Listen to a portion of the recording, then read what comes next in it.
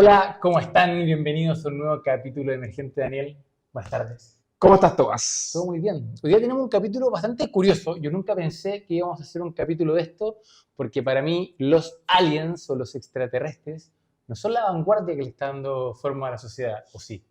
No, pero lo vamos a tomar de una manera que calza con nuestra línea editorial. Lo que vamos a ver no es, creemos que los aliens no han llegado, pero vamos a ver cuáles serían las implicancias de hacerlo, qué pasaría en el mundo si efectivamente llegaran y las probabilidades de que eso ocurra. Así que es un tema Sí. de tendencia. Cuando revisamos y empezamos a estudiar este capítulo, la verdad es que lo que encontré interesante era justamente eso, que es las probabilidades, por decirlo así, el análisis científico de que exista vida fuera de este planeta y que no nos caigamos todos en la histeria porque alguien dice que vio algo, ¿cierto? Sí, sí, yo creo que ese tono más analítico yo creo que es interesante, pero no por ello menos entretenido. Bueno, como siempre, queridos, esperamos que nos escuchen, nos recomienden y nos cuenten qué más les gustaría escuchar. Dicho eso, vamos a Convergente.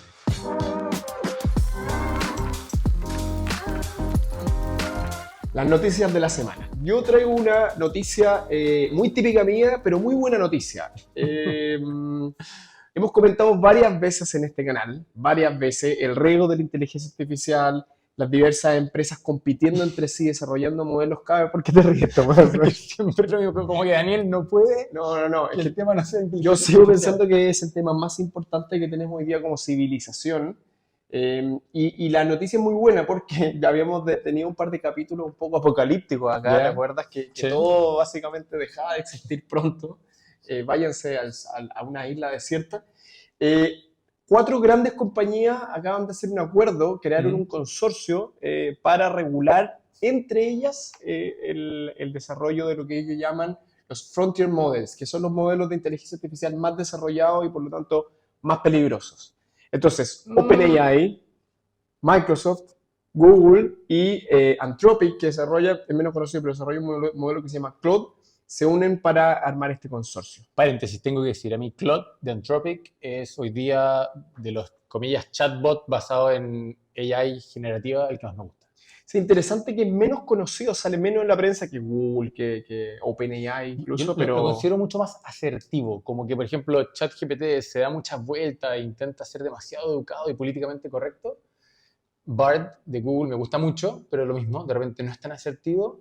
En cambio, este tipo como que responde las preguntas del tipo. sí, y ese es Claude 1 y Claude 2 se supone por planificación va a salir antes que el eventual chat GPT 5. Oye, no estamos yendo Entonces, de pausa.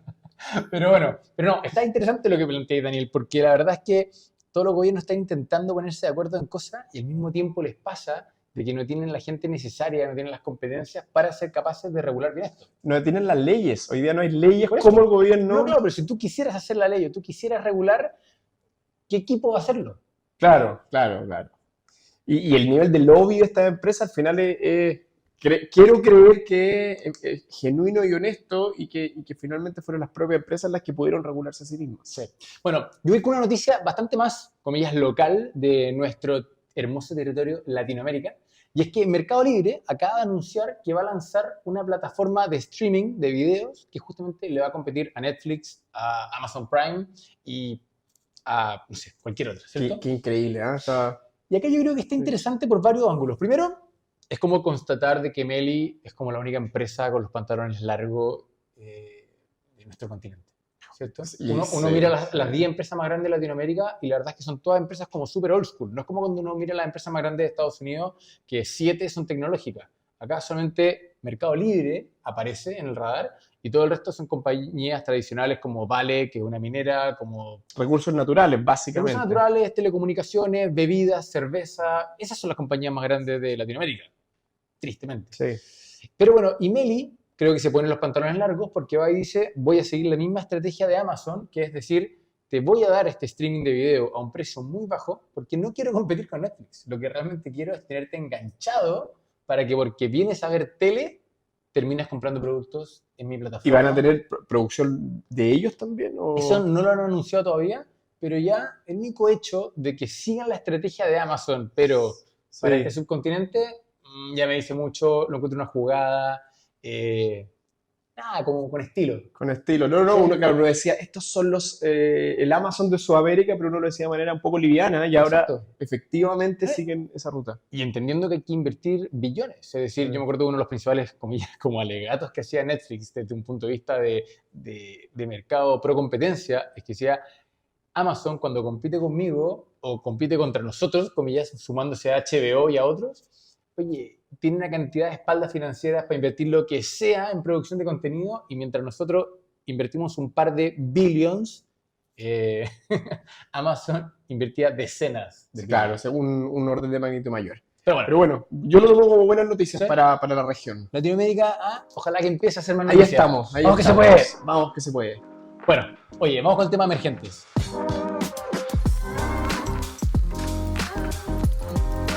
¿Creen ustedes o no que existen los extraterrestres? O mejor dicho, ¿le creen? Porque acá toda la noticia se hizo porque un suboficial de la Fuerza Aérea de Estados Unidos, experto en defensa o inteligencia, ha recibido varios adjetivos, declaró bajo el Congreso, o sea, ante el Congreso de Estados Unidos, bajo juramento. Sí, eso es muy importante. Esa es la parte crítica, Sí, esa es que la en el fondo parte fue clave bajo que lo juramento hacen. que él tenía, y acá es como curioso el lenguaje, conocimiento de que habían pruebas de que aliens o objetos voladores no identificados, fuera de extraterrestres, habían chocado en la Tierra y que tenían restos Vamos a biológicos. dejar el video, el link del video en la descripción, así Sí. que pueden consultarlo para ver las palabras exactas que hice. Pero yo creo que lo clave es lo que tú decías recién, es bajo juramento, pero también cuando uno mira el detalle es que él dice que no tuvo acceso a las pruebas. claro. Se Entonces, le pregunta, de hecho, ¿usted lo vio con sus propios ojos? No, pero me dijeron buenas fuentes que. Entonces, igual es como que ha sido noticia toda la semana, apareció en todos los medios, todo medio serio, desde el Financial Times hasta el New York Times, cubrieron esto, pero mi compadre dice que le dijeron. Sí, ahora las declaraciones, yo vi el video y son impresionantes. O sea, la persona la congresista le pregunta, bueno, ¿y ahí hay restos biológicos? Sí, según mi información, no solo recuperamos tecnología, digamos, hardware, sino que además recuperamos cuerpos. Y la congresista le pregunta, ¿cuerpos no humanos? Sí, efectivamente, cuerpos de otro planeta no humanos. Básicamente es una manera elegante de decir recuperamos los cuerpos de estos bichos bajo juramento del Congreso. Entonces, claro, con esto no estamos diciendo que como nuestro canal sostiene que existe, que esto es una prueba de la vida extraterrestre, pero es un notición. Sí, es una edición y bueno, por lo mismo ha hecho noticia y por lo mismo queremos analizarlo acá en Emergente. Pero la forma de analizarlo, habiendo planteado los hechos de lo que ha sido la noticia de los últimos días, queremos llevarlo a un plano más científico. Queremos llevarlo a entender, bueno, cuáles son realmente las probabilidades de que exista vida fuera de la Tierra. No, porque, y esta es mi opinión, y probablemente si ustedes hacen algo de research, de investigación medianamente rigurosa, se van a dar cuenta de que en general la gran mayoría de avistamiento de ovnis tienen demasiadas características para no creerles. Sí. ¿Cierto? Es decir, siempre estamos hablando de un objeto borroso en tiempos donde tenemos imágenes satelitales que son capaces de captar un columpio o la placa, la matrícula de un auto en movimiento. Sí, ahora en estas declaraciones decía, mira, hay videos claros y pruebas claras que las tiene el Pentágono, etcétera, etcétera. Pero claro, no las muestran. Quiero ver esos videos. Pero ahí al mismo tiempo cae en la clásica, no sé si el talón de Aquiles de toda teoría de la conspiración. Y es que, ¿cómo puede ser que miles de personas que trabajan en un lugar nunca nadie haya filtrado nada? Sí, Hoy día sí. hay leyes en Estados Unidos que protegen a los whistleblowers, es decir, las personas que van y revelan información confidencial porque tiene un interés para el público general. Y lo otro, lo que tú mismo me decías, Tomás, fuera de cámara, que era, ¿por qué siempre curiosamente en Estados Unidos? Claro, no vemos el gobierno de Argentina. No, Ian Bremmer, de hecho, así que creo que lo citamos la semana pasada, tenía un análisis y uno cuando ve la foto de dónde han sido la mayoría de los avistamientos en la historia en los últimos 100 años, es como ridículo que todos los avistamientos son o en Estados Unidos o en el norte de Inglaterra. Claro. Y obviamente también hay en Europa. Pero es como que los aliens nunca llegaron a Sudamérica. Nunca visitaron nuestra nunca región. Van a China. cuando quieren comunicarse, nunca van a África. Eligieron el lugar con el ejército más poderoso para caer Exactamente. y ser encontrados. Entonces ahí es cuando yo creo, y aquí Sí. quiero cerrar este paréntesis, en que creo que de todas maneras hay una tremenda paranoia, hay una especie como de querer creer dentro de la cultura de Estados Unidos. Sí. Y había una anécdota que, haciendo una investigación para esto, es que el año 94 hubo un terremoto en LA, Los Ángeles, ¿bien? Y el terremoto fue como a las 4 de la mañana, todo el mundo se despertó y al mismo tiempo se cayó la luz, es decir, se cortó la electricidad en Los Ángeles, California, ¿bien? Y se dio un inusitado aumento en las llamadas al 911 porque la gente por primera vez, como nunca antes, había estado durante mucho rato mirando el cielo y estaba todo completamente apagado y pronto podían ver la Vía Láctea. Y para los que han tenido la suerte de poder estar en una noche genuinamente oscura, la Vía Láctea no es solamente cuando uno ve todas las estrellas en el cielo, sino que también ve como todas las nubes cósmicas. Y es una situación bien espectacular. En un cielo limpio es muy, muy lindo. Sí. Pero teníamos a una tropa de gringos que nunca en la vida habían visto la Vía Láctea, quedaron preocupados ¿Qué es y se esto? pusieron a llamar al 911. Entonces, también te cuento un poco como de esta, no sé, de nuevo, paranoia colectiva que existe en el país del Es que norte. eso me lleva a pensar y a aventurar y decir algo con muy pocas pruebas. Ok. Que, o sea, yo me preguntaba por qué por qué el Congreso de Estados Unidos, por qué podría estar ocurriendo esto. Uh-huh. Y una teoría conspirativa simple es desviar atención. Tal vez el gobierno de Estados Unidos, de la manera no más elegante, pero quiere desviar atención y sabe, como por lo que tú dices, de que el público prende con este tipo de cosas y llena la prensa 2 o 3 días y desvía la atención. Sí. Y me lleva a pensar, de hecho, si uno mira los avistamientos durante las décadas pasadas, especialmente durante la Guerra Fría, eran mucho más comunes que después de que cae el muro de Berlín. Entonces, la hipótesis de conspiración simple que llamo yo, que es que no es una cosa demasiado sofisticada, es una táctica política. Es la mejor explicación que yo encuentro hoy día de este tipo de explicaciones. Bueno, que este personaje le pagó al gobierno de Estados Unidos, mira, tienes que hacer estas declaraciones. No, le hicieron un favor, no digamos que le pagaron, ¿no? Pero bueno, sí. Y por lo mismo, no de sé. hecho, también hablando de estas mismas como tácticas simples políticas, leyendo tesis, otra hablaba mucho del tema presupuestario. Es decir, el gobierno de Estados Unidos tiene que discutir presupuesto en un par de meses más y justamente la NASA y otras agencias de investigación quieren presupuesto. Y cuando la opinión pública respalda la investigación en torno a vida extraterrestre, claro, el presupuesto, mejor dicho, el Congreso tiene mejores razones para alocar presupuesto en estos temas. Sí. Sí. Yo creo que va más por ahí, o sea, claramente es alguien tratando de ejercer algún tipo de influencia. Política, presión, lobby. Política, sí. Bueno, un último dato sobre lo que estaba mencionando antes. ¿Ustedes sabían que en Estados Unidos el 80% de las personas que viven en Estados Unidos en un día de noche no pueden ver la Vía Láctea? Porque justamente tiene tanta concentración lumínica todas las ciudades de Estados Unidos que a pesar de que uno apaga todas las luces, sí, ahí la contaminación lumínica no te permite ver. Quiero hacer una aclaración nerd. Cuando uno dice que ve la Vía Láctea, lo que uno está viendo en realidad es cuando uno mira hacia el centro de la Vía Láctea. Sí, por lo tanto, la concentración de estrellas es mucho mayor. Todas las estrellas que uno ve... Qué buen análisis nerd. Es que a mí me encanta también. Ya. Pero en el fondo, como si la Vía Láctea es una especie como de plato, uno está mirando como hacia el centro, y cuando uno mira hacia el centro, porque nosotros estamos como en el borde... Exacto. Uno agarra toda la polvo de estrellas o masa de estrellas, que es más clarito. Sí, y cuando uno mira hacia el otro lado, está mirando las pocas, entre comillas, estrellas que hay hacia el borde de la galaxia. Dicho eso, ahora vamos a la parte seria del capítulo. ¿Te parece, Daniel? Después de dilucidar y despejar las posibles conspiraciones. Hicimos como un pre-divergente. Hicimos como un pre-divergente y pasamos a emergente ahora. Eso, vamos. Queridos, como siempre, déjenme permitir interrumpir este capítulo para que nos digan qué opinan ustedes. Y díganos ahí en redes sociales, en LinkedIn o en Instagram o donde sea, ¿qué piensan ustedes? ¿Esto fue una teoría de la conspiración? ¿Fue una estrategia táctica política? ¿O acá hay algo en serio? Absolutamente. Dejen ahí cuál es su teoría conspirativa. Puede que haya alguna que no se nos haya ocurrido a nosotros. Oye, bueno, vamos a los cuestionamientos o vamos a un análisis más científico, ¿cierto? Sí. Porque cuando uno quiere entender y quiere, mejor dicho, responderse de una manera seria, ¿hay vida fuera de la Tierra? El primer análisis que uno tiene que hacer es un poquito estadístico.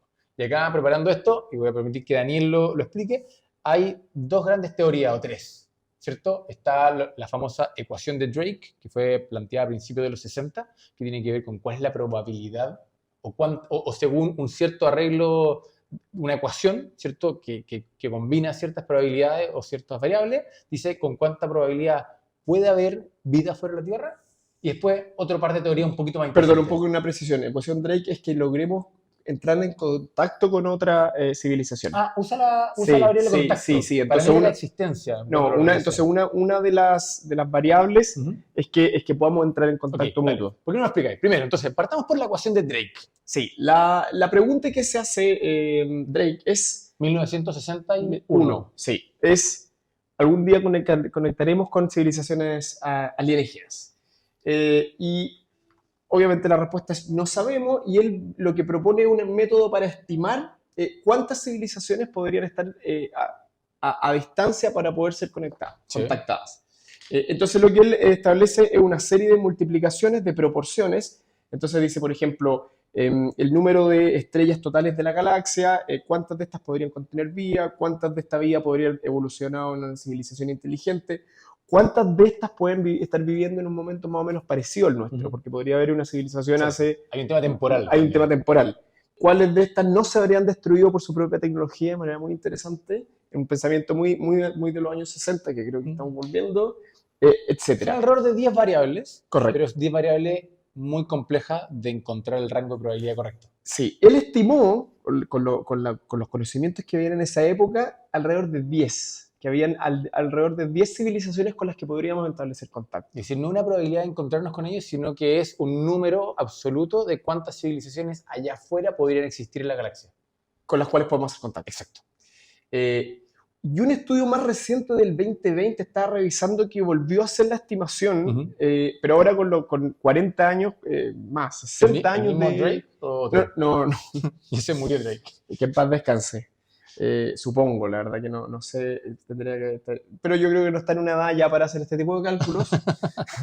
Y con lo último, el último conocimiento de la ciencia se volvió a estimar y los parámetros cambiaron mucho. Por ejemplo, ahora pensamos que la vida es más probable, ahora pensamos que sabemos que hay muchos más, uno de los datos que más cambia es el número de planetas por estrella. Sí. Anteriormente se pensaba que los planetas eran un evento raro, que muchas estrellas no tenían planeta. Y hoy en día, con nuestra herramienta hemos descubierto más de 5.000 planetas, ya lo hemos logrado probar su existencia, y por lo tanto se cree que la mayoría de las estrellas tienen planetas. Y por lo tanto este número se expandió mucho y llegó a 300 millones. Sí, yo estaba viendo otros cálculos, porque de nuevo, acá hay una ecuación que muchas personas lo que hacen es que dicen a cada uno de estos variables le ponemos un rango de probabilidad y hacemos, en el fondo, hay un espacio de rango. Y lo mismo, yo estaba viendo cálculos más recientes que decían desde 50 hasta lo mismo, hasta cientos de miles. Como, de nuevo, haciendo este análisis de hay miles de millones de estrellas allá afuera, ¿cuáles son? Sí, y ese primer análisis, y como que hizo, podría ser. Sí, ahora eso nos lleva a pensar si son tantas las civilizaciones con las cuales podríamos hacer contacto, o sea, ya sea desde 50 hasta cientos de miles o 300 millones, ¿por qué no pasa? Y eso es lo que se conoce como la paradoja de Fermi. Vamos con la paradoja. Entonces, queridos, ya explicamos la ecuación de Drake. Sí, el Fermi es una expresión nomás. Viene un físico nuclear que de hecho trabajó, ahora que está de moda el proyecto Manhattan, estuvo trabajando en el equipo de físicos que desarrolló el proyecto Manhattan, y Enrico Fermi tenía esta expresión, decía, ¿cómo puede ser que hay una cantidad tan absurda de estrellas, de posibilidades de vida inteligente, y que no hayamos logrado establecer contacto? ¿Cuál es la paradoja? ¿Cómo resolver la paradoja? La ecuación de Drake estima de que deberían haber 30 a millones de posibilidades, de hoy con el tema de posibilidades, de civilizaciones con las que podríamos entrar en contacto. Correcto. Por un tema simplemente estadístico con respecto Debería haber a ocurrido. la masa de estrellas, materia, planeta que hay allá afuera y que las probabilidades de que hayan evolucionado en vida. En vida inteligente que pueda establecer contacto por medio de la tecnología. Exacto. Ya. Entonces hay una paradoja, o sea, si todos los números nos muestran que lo más probable es que ya deberíamos haber establecido contacto. Y sin embargo, hasta donde sabemos, salvo que sea cierta esta noticia, no ha ocurrido. ¿Por qué? La primera respuesta, la más obvia, son las distancias. Estamos lejos. Las distancias son absolutamente inimaginables entre las estrellas. Uno ve, tú decías, Tomás, uno mira esta galaxia, la Vía Láctea, y ves que es como una cosa densa. Exacto. Pero la verdad es que la distancia entre las estrellas es absolutamente absurda. Entonces, solamente como para tener una referencia, la estrella más cercana a la Tierra es Alfa Centauro, Sí. a 4.3 años luz. Si el Sol fuera el tamaño de una pelota de básquetbol en Madrid, entonces Alfa Centauro sería una mandarina en Caracas.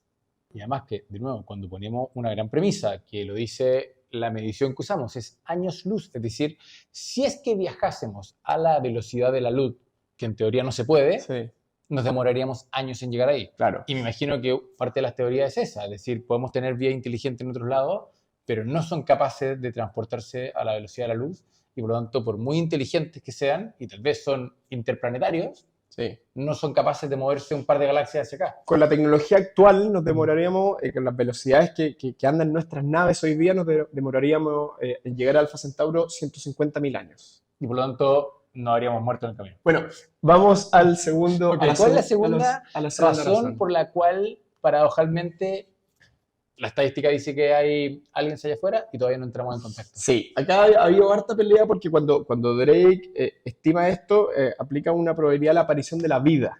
Que es lo que discutíamos fuera de cámara, que él decía que sí. encontraba que no estaba bien desarrollada la ecuación. Sí, entonces, por ejemplo, hay un biólogo muy destacado que se llama Jacques Monod, que él establece que la aparición de la vida es casi cero, es un milagro absoluto. Bueno, ese era mi punto. Desde un punto de vista químico, acá lo que estamos hablando es lo siguiente, es, imagínese usted de que pone todas las condiciones para la vida. Hay agüita por aquí, tierra por allá, la temperatura correcta, está siendo bombardeada por rayos ultravioleta, pero no tanto. Hay otro tipo de onda electromagnética, pero tampoco tanto.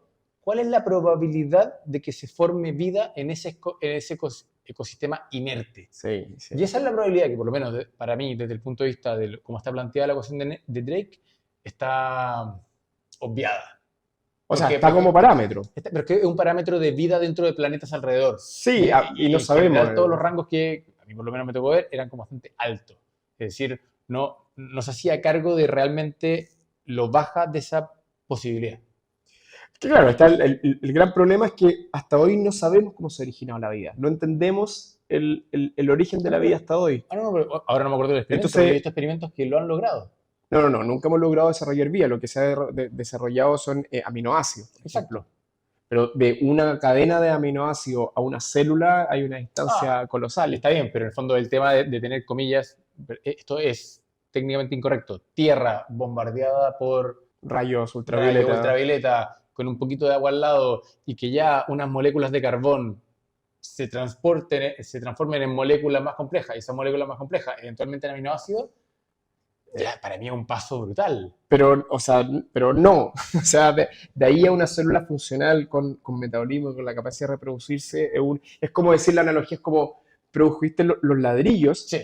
Pero de ahí que los ladrillos solitos se autoensamblen en un palacio o en una casa. Está bien, pero en el fondo, se hicieron los ladrillos solitos a punta de tierra. Sí, y eso ya es como... Eso lo entendemos, pero la parte más complicada no la entendemos. No sabemos cuál es la probabilidad que... Pero entonces, el segundo punto de por qué esta paradoja se da es porque tal vez estamos sobreestimando la posibilidad de que la vida correcto. Emerja a todo esto como el nombre del podcast, ¿ah?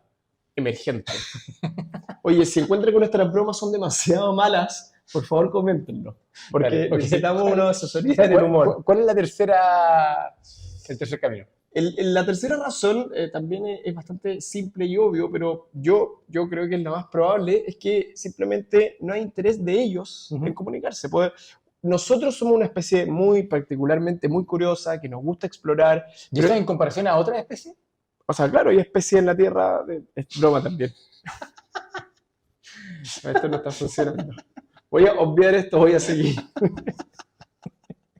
Bueno, ya, entonces, los otros marcianos no son tan curiosos como nosotros, porque nosotros básicamente somos unos monos recién bajados del árbol, que todo esto en términos darwinianos es así, llevamos muy poco tiempo bajado del árbol, y por lo tanto no nos quieren venir a ver. Voy a decir de una manera biológicamente más precisa, tuvimos presiones evolutivas que empujaron a un desarrollo de nuestro sistema nervioso a ser curiosos y expansivos. Exacto. Tal vez ellos tuvieron otra historia evolutiva y por lo tanto no tienen ese comportamiento. Pero ellos nacieron inteligentes y se fueron haciendo más tontos en el camino. Creo que estaba abusando del recurso, Tomás Sánchez. Okay. Y la cuarta hipótesis... Esta es la que me gusta a mí, por si acaso. Sí, vamos. Es la que se llama... Acá es donde mostramos que Daniel como que es inteligente. STEM.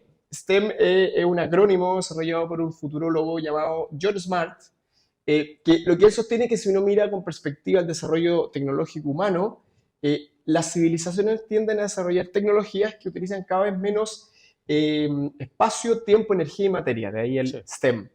Y es verdad, o sea, por Sí. ejemplo, si uno ve cómo, por ejemplo, como humanidad producíamos energía antiguamente, necesitamos o recorrer vastas distancias, era básicamente una carnicería, después, y ahora vemos un celular y está todo muy condensado, está No, todo pero muy me concentrado. gustó tu ejemplo sobre, en el fondo, lo que nos costaba antes, ya sea movernos o generar electricidad. Es decir, si queríamos mover 100 personas desde Nueva York hasta París, era carísimo, había que construir literalmente un Titanic y todo lo que, toda la envergadura Claro, de claro. aquello. Y Sacar después, acero, traerlo desde montaña, éramos no, muy poco elegantes. exactamente. Y hoy día un avión bastante Sí, elegante, sí, condensado, en términos eficientes de la cantidad de energía que usa para eso, pequeño, lleva a esas personas porque después está toda la multimodalidad. sí, qué buena.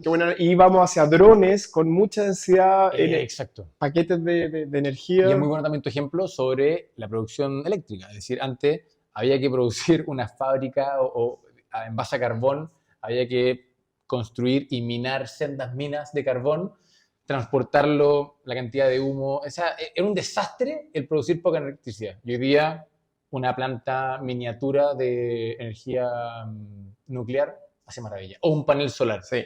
Imposible más elegante, arriba del techo de tu casa, estamos. Y esto es relevante porque, en principio, aunque ellos no nos hubieran visitado, nosotros deberíamos ser capaces de percibir sus ondas electromagnéticas con las cuales se comunican. De Verdad. hecho, hay muchos programas muy Investigación. responsables de investigación científica. El programa SETI, por ejemplo, que lleva décadas escuchando señales electromagnéticas, Exacto. que no pretende que van a venir a visitarnos los marcianos en un platillo volador, pero que asumen que si ellos tienen tecnología similar a la nuestra, al comunicarse dentro de su planeta, estas ondas se irradian y deberíamos ser capaces de percibirlas.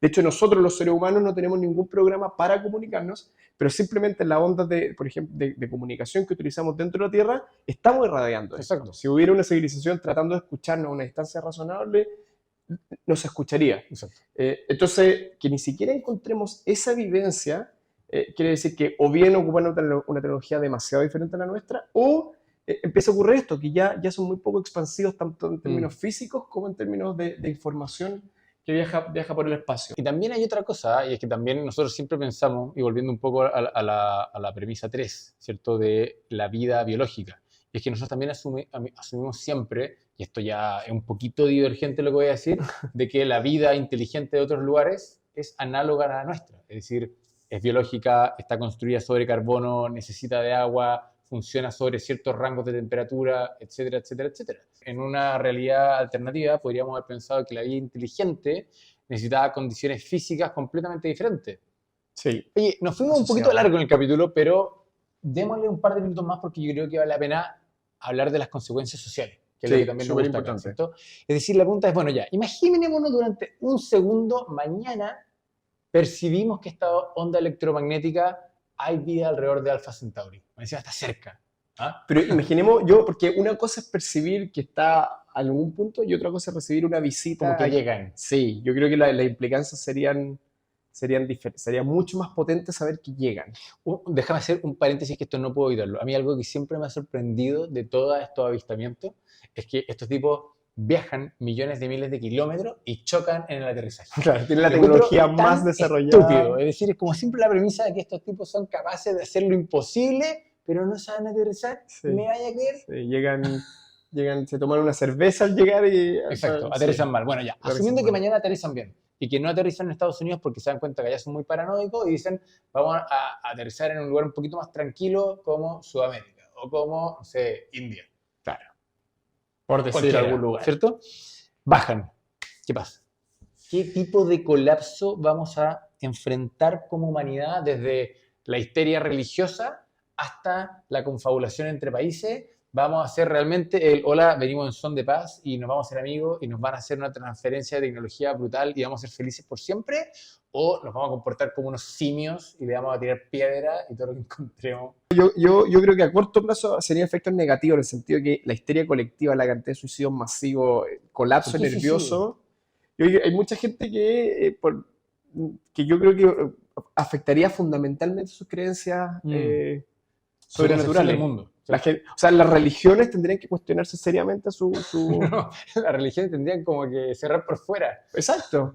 Pero es que tú lo estás tomando en broma, pero hay una población, un porcentaje gigante de la población que basa sus vidas en las creencias No, pero sobrenaturales. ahí saldría un decreto papal expedito diciendo, estos también son hijos de Dios.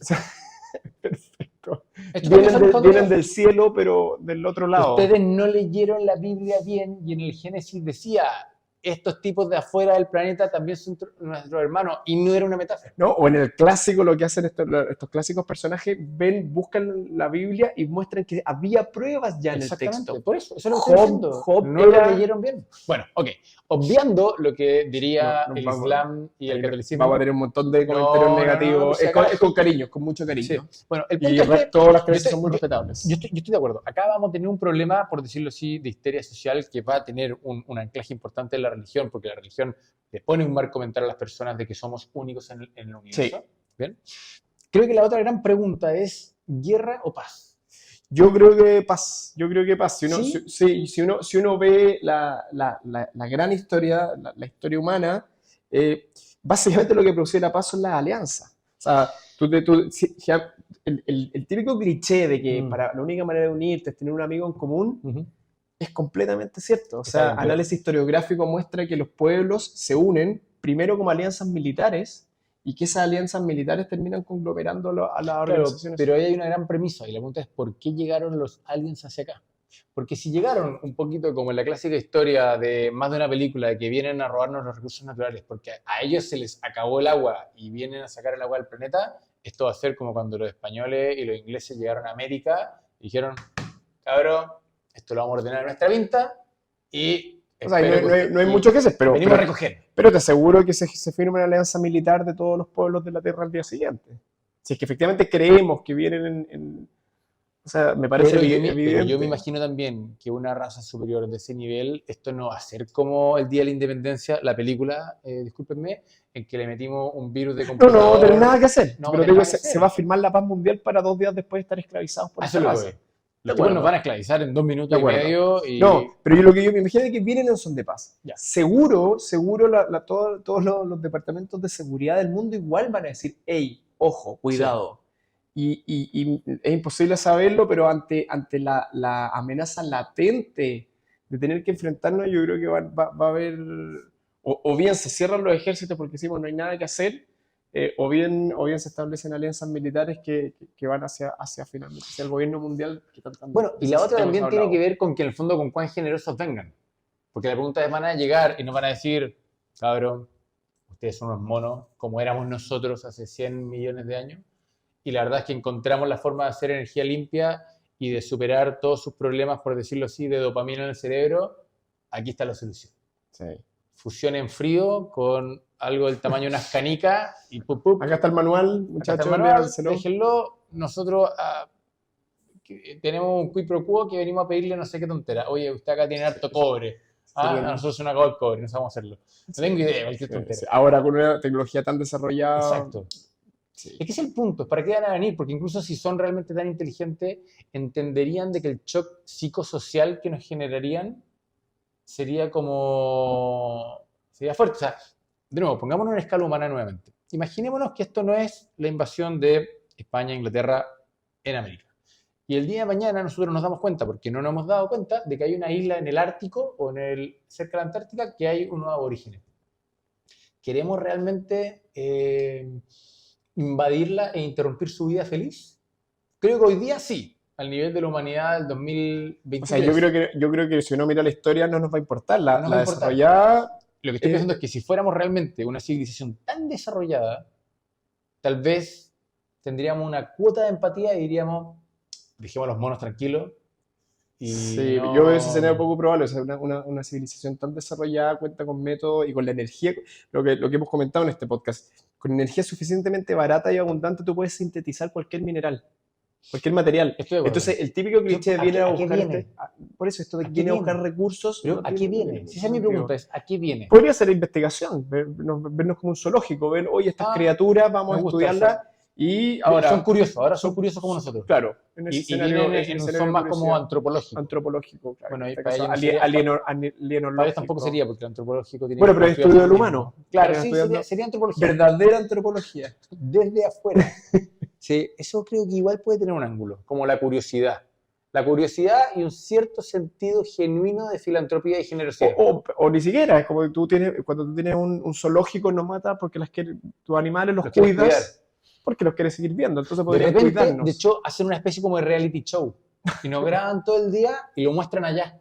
Y dicen, mira cómo se comportan estos primates. Tal vez parten con Emergente, un video de Emergente. Veamos cómo discuten y tiran bromas que no entienden. ¿Qué es el humor? Tal vez los tipos no tienen humor y están aprendiendo de nosotros para empezar a reírse. No, pero interesante. Bueno, queridos, la verdad es que muchas gracias por su tiempo, por su atención. Este fue un capítulo particularmente simpático. Sí, déjenos en los comentarios si les gustó o no les gustó. ¿Cuál sería la razón que ustedes creen que tendrían civilizaciones alienígenas para venir a vernos? Exacto. Creo que es una gran pregunta que no está clara. Siempre hablamos de la histeria de que lleguen o no, pero el por qué vienen, y creo que es muy buena la explicación que dio Daniel, es alguien tan avanzado no debería tener problemas de recursos. Sí, no debería. Exacto. Bueno, queridos, nos estamos viendo la próxima semana. Que estén muy bien. Chao, un abrazo a todos y todas.